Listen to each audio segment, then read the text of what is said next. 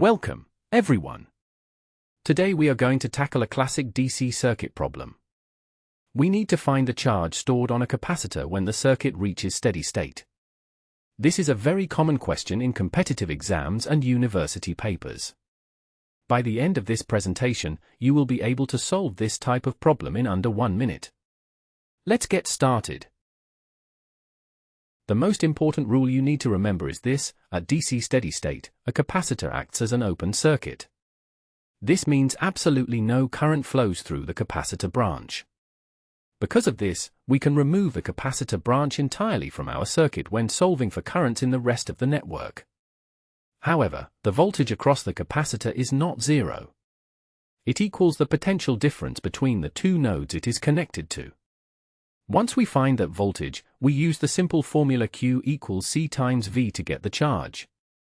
Keep this rule in mind, it is the foundation of every such problem. Let us now look at the actual circuit. We have a 12-volt DC source connected to 3 parallel branches.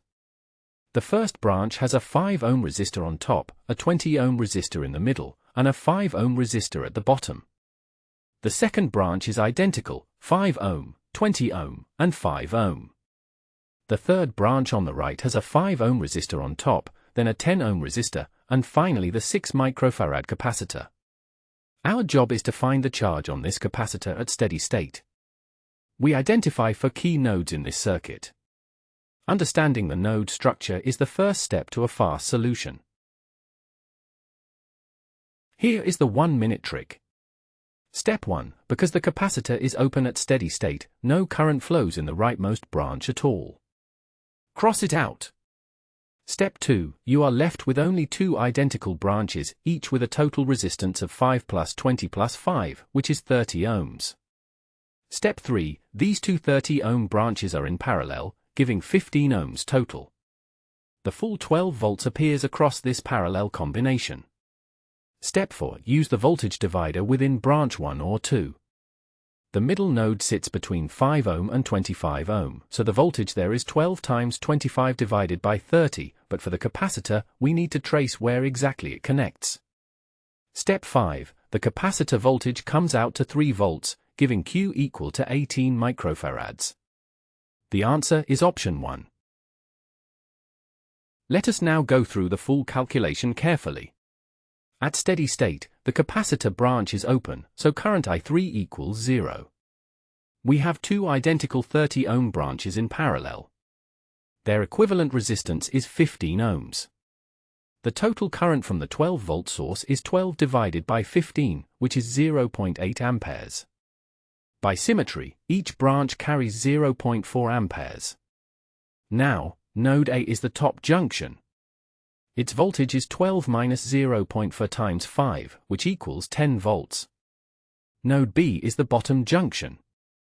Its voltage is 0 plus 0.4 times 5, which equals 2 volts. The capacitor is connected between node A and node B through the right branch. Since no current flows there, the 5-ohm and 10-ohm resistors have 0 drop. Therefore, the voltage across the capacitor equals 10 minus 2, which is 3 volts. Finally, Q equals C times V equals 6 microfarads times 3 volts equals 18 microfarads. The answer is option 1. Now let us talk about the mistakes that students commonly make in this type of problem. The biggest mistake is treating the capacitor as a short circuit at steady state. Remember, short circuit is what an inductor becomes at steady state, not a capacitor. A capacitor becomes open. The second common error is including voltage drops across the 5-ohm and 10-ohm resistors in the capacitor branch. Since no current flows there, there are no drops.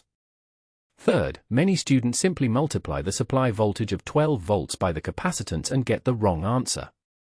The capacitor voltage is not 12 volts, it is 3 volts in this problem. Finally, always remember to apply the voltage divider properly to find the potentials at the internal nodes. To summarize everything we learned today. At DC steady state, always open the capacitor branch first. Then solve the remaining resistor network using parallel and series combinations. Find the node voltages using the voltage divider rule. The voltage across the capacitor equals the potential difference between the two nodes it sits between, with no additional drops from the dead branch.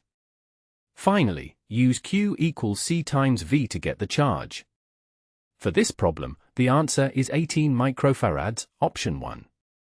As a handy memory tip, capacitor becomes open at steady state, and inductor becomes short at steady state.